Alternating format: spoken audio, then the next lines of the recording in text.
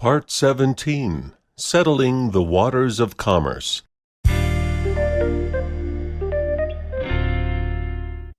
In the beginning was the Word, and the Word was debt. The other key tenet of religion is the concept of original debt, which is the actual meaning of the reference to original sin. Sin was one of the various names applied to the goddess or feminine principle. Sin thus became synonymous first with the sanctity of creation itself, having to do with the actual fecundity and creative capacity of the earth from whence comes all life as we know it. Later this became the worldwide meme for alienation and separation from the religiously imposed law of the priest. The earth produces life, nourishes life, and sustains life. If we are to establish the a priori sanctity and sacredness of all life, then the feminine principle of creation is worthy of the reference as the sacred feminine, which throughout known history has been suppressed, subjugated, and oftentimes obliterated. By the linguistic play utilizing the function of transposition, the word sin, that started out as a name of such principle, has been transposed to become something evil, lesser than, or even demonic. This has taught the world's population to polarize itself with the earth and with life, to treat the body and sexuality as sinful and evil, and to thereby be subrogated to the purported principle that supposedly brings life forth. To be subrogated means to be under the burden of a debt that has been paid by a surety. In this case, the debt of being given life places us under the eternal burden of debt to the purported provider thereof. Many refer to that purported principle as God, but by a vast account of empirical evidence, no God of any merit would ever allow the destruction of life to the degree that we see all around us to be perpetuated in its name. This is not a God of creation. It is a God of death. This is a principle that has come to be infused into so-called scriptures, within which such writings have been given the classification of divine law and beyond question. Thus, the gift of life conveyed by a purported supreme creator known as God carries with it an obligation, and that obligation is considered a debt. In this context, for us to live here on this earth is to take upon ourselves the presumption of guilt and the presumption of obligatory debt. In this God's reality, we are born in sin, and we are born in debt, and what's more, a debt that can never be repaid. In this context, it is not a hard stretch to reach the conclusion that every drop of water and every breath of air that sustains life are the things that must be paid for, and no matter how much we pay, the debt can never be repaid, because we owe our soul to the company store. One of the most important writers and researchers of our time, Joseph P. Farrell, provides a comprehensive presentation of how this has been put together over the millennia in his books Financial Vipers of Venice and Babylon Banksters. On page 122 of the first book, he quotes a perfect example of where this primordial debt is embedded in all religions, where in the ancient Brahmic texts, the Satapatha Brahmana, it states, "In being born, every being is born as debt owed to the gods, the saints, the fathers, and to men." In every manner of language, word, and metaphor, we are submerged under the waters of commerce, deep in debt, swimming in a perpetual sea of sin, lost in a tsunami of emotional turbulence, whereby our heart is forever burdened with the guilt of simply living life, a guilt and burden from which there is never to be reprieve or escape. At least, that is what the world system and religious bondage and commercial prison would like us to believe, and by our belief, continue to create. But since we did in fact create it by our allowance of the myriad of presumptions of consent and voluntary compliance, we can also uncreate it, and take command of the tools by which the waters of commerce are settled, and the burdensome obligations are returned to whence they came and to whom they belong. We must resolve that which we have created. Matthew 8 through 22. Let the dead tend to the dead. In the above quote taken from the New Testament, the Master instructs the disciple to leave the world of the dead behind, and let the dead take care of themselves.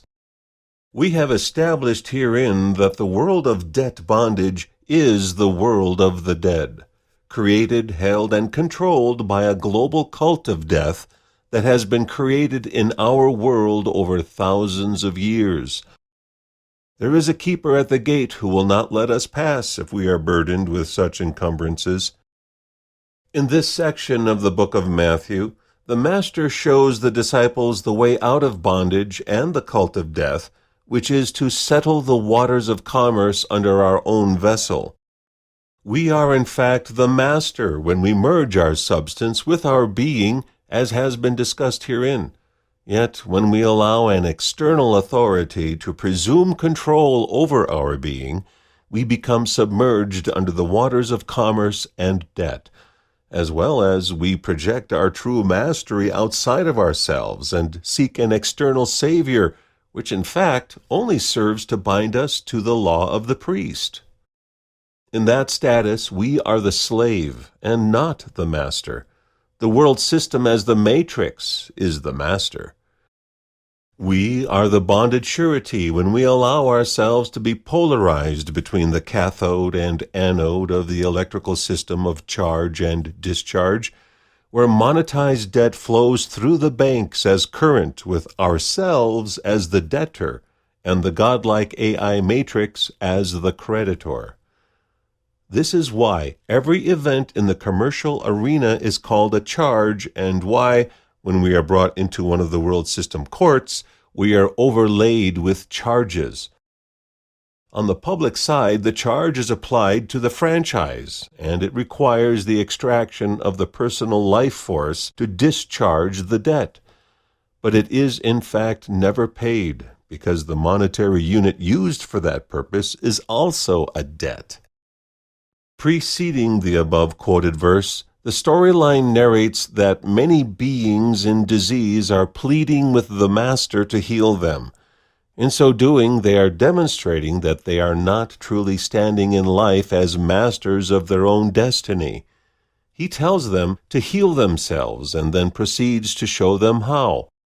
After this, one of the disciples states he must go to attend his dying father, and the Master says, quote, "Let the dead tend to the dead and follow me." End quote. Immediately following this, the disciples and Master are all in a boat on the water. The boat is the metaphor for a vessel in commerce. The weather stirs up because being in such a vessel without a rudder, without will, atop turbulent seas, is to be controlled by one's own fear of lack and limitation, fear of survival, fear of negative consequences, fear of losing control of one's vessel and being submerged under the waters of debt. At the same time as the weather stirs, the waters underneath the vessel become unsettled.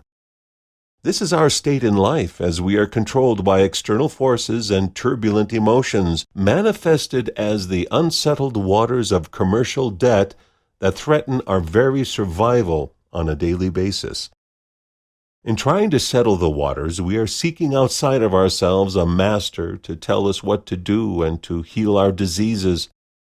In the storyline, the disciples are unable to stop the fear as represented by the stormy weather. They are unable to settle the waters beneath their ship. They are lost at sea. When we continue through this life as a bonded surety, we are as an apparition in a ghost ship lost at sea in a vessel in commerce, not under our own command. We are as the dead in a realm of the dead, and a world built on lies, deception, and fictions taken for truth. We have no will, and thus we cannot control our emotions, our lives, or the ship upon which we sail. We have accepted the lie of original debt and debt enslavement in a body convicted to the inevitability of death and the tomb. DEBT equals debt, enslavement, body, tomb. Unsettled waters are the equivalent of commercial bondage, surety attachment, and perpetual debt, whether in the body or not. If and when one contracts to be the surety, then the creditor controls the game board at all levels. Upon death, the system takes over the equitable estate and waits 3 years for the final abandonment of the estate, so that the debts and bonds attached thereto are extinguished and the remainder interests revert and escheat back to the estate. Our true being, on the other hand, having died without settlement of the underlying waters of commerce while in the body, encased in the similitude of life, can thereafter be energetically attached to karmic debt that can be offloaded by those beings controlling the game board. All the while we have spent our entire life chasing after the karma tokens of the gods of the Matrix, a thoroughly meaningless and fruitless existence to be sure. Upon death we remain bonded to the karma of such as would be gods, and we are then theirs to recycle and return for another endless round of fruitless endeavors, chasing after endless cycles of debt and death. How do you suppose, for all these millennia and eons of time, this world has been controlled by beings that perpetrate heinous crimes and mass murder through war, poverty, starvation, and disease without consequences? The answer is because they are the puppets of higher dimensional masters who can shuffle karmic debt around and place such karmic burden on the hapless volunteers who are in a state of perpetually dying. Since they hold the keys, controls, and codes of the system, they can swap out the debt that they have extracted from the abandoned estate and replace it with their own karma so that we, the living, are bound and gagged into endless cycles of debt and karma and subjugation, while they, in the embrace of their false godhead, seemingly walk free. All of this is done by our own free will choice to pledge ourselves to the debt burden in a cosmic game of mortgage and pledges of death. Yet, when we reverse all of this, as is our sovereign capacity to do, we clear our own ledger by resolving our karma and ancestral lineage and genetic misappropriations, and these so-called gods then must face themselves and pay their own bills. We do not have to continue to stand as surety to their karmic debt. Proverbs 11:15. He who is guarantor for a stranger will surely suffer for it, but he who hates being a guarantor is secure. Proverbs 17:18. A man lacking in sense pledges and becomes guarantor in the presence of his neighbor. Proverbs 22:26 through 27. Do not be among those who give pledges, among those who become guarantors for debts. Ultimately, we are all the beneficiaries, not the sureties. We are the living embodiment of the eternal equitable estate of our own lives. But having sovereign free will, we are also capable of contracting such an equitable estate away for a handful of counterfeit silver coins. We have allowed ourselves to be the sureties to the public debt, and we have abrogated our right to claim our estate and regain our standing. We are supposed to be the living beneficiaries of the global estate, this world that is ours, this world that we have created in co-creative alignment with a creative power that is primary yet equal, no matter how any individual being chooses to define that source or power. We are the beneficiaries of life. What we've done is accepted limited beneficial use, Sestake trust status, by contractual agreement, and instead of remaining the true owners, we are now the tenants. We do not have real title to our automobiles, our homes, even our bodies and our children. Instead, we have accepted deeds of trust and certificates of title, because the state has control of our substance as the executor of the abandoned estate, empowered to collect rents from the tenants perpetually. We have accepted civil privileges by selling our substantive rights for 30 pieces of silver or a handful of beads. We get the privilege of use. We pay the taxes for the benefit of using their private paper and their property, and oh, so much more. The rabbit hole goes very deep indeed, Alice. As the Sestake Trust, we have civil rights of limited beneficial use, while true title remains with the executors of the estate holding title by right of military conquest. This limited beneficial use is referred to as the usufruct, which, as previously stated, is a word derived from the Latin usus, from which we have the words use, usury, usage. Thus, use is usury. Payment of interest is the payment of use tax. Payment of income tax is the payment of use tax. All taxes are use taxes based on the principles of usufruct. Because of the way the entire world system is set up, a bonded surety who is the Sestake Trust must be licensed to participate in commerce and must pay a tax as the usufruct user. The second part of the word is derived from fructus, which is Latin for fruit. Usufruct is the right to use the fruit of someone else's creation. In our status, we have allowed the estate to be the usufructory trustee to retain title to the fruits of our labor, while having to pay a usufruct use tax to use the things we create, because they are overlaid by the bonded debt to which we are bound. Nifty, ain't it? If this is confusing, don't feel alone. It is designed to be maximally confusing so that few can make their way through the labyrinth and maze of it all to find clarity and comprehension. But be advised, all who believe they cannot see or understand, indeed cannot see or understand. Those that know they can truly see can and will do so. It may take time, but that time is the path of self-transformation by removing the mind shackles of our self-induced prison. In that process, we will transform the world in our own image, that of free and eternally creative beings with unlimited capacity and a world of unlimited potential. Essentially, usury and commerce are the two things that are illegal in the world system. Just by breathing, we are considered criminals now that the air is claimed to be owned by the estate. We must be licensed to use that which belongs to the state. Usufruct means to have use of something that belongs to somebody else. When title belongs to somebody else, as in a corporate estate, then we get usufruct as a limited beneficiary, the Sestake Trust.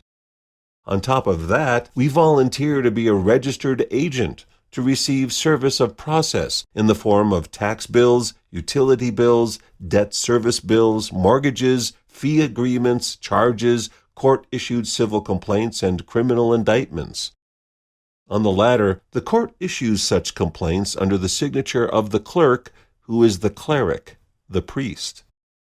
He or she issues a summons to appear, and as dutiful ghosts being summoned to a séance, we appear as an apparition. When we go to the Department of Motor Vehicles to get a license for the first time, we are at one and the same time volunteering to be the registered agent as well as confessing to being a driver in interstate commerce. Commerce is fully controlled by the United States Congress through its constitutional authority to regulate interstate commerce. This was attached to the vehicles, persons, cargo, goods, and passengers of commercial drivers per the Genesee Chief Decision of 1851. The DMV, of course, is the Department of Transportation, which handles vessels of commercial bodies at sea that have been transposed to being vehicles on land pursuant to the 1851 decision quoted earlier in the Propeller Genesee case. And we must obtain the license for the privilege to use those commercial vessels, defined as motor vehicles. To do what? To create public funds within and under public policy. That's what. Those public funds are debts. Commercial paper created against the Sestake Trust, the corporate franchise controlled by public policy. And those pieces of debt-bonded paper create public funds as circulating currency, so-called money. At the end of the storyline in Matthew 8:22, after the disciples in futility admit they are powerless to settle the waters of their own commercial bondage, they turn to the Master and ask for help. They have failed in the task of knowing who they are and can only project their own power and authority onto something outside of themselves. That something then steps up and calms the waters by settling the claims, liabilities, and bonds of the waters underneath the vessel, where the disciples have previously cowered in fear of drowning in debt.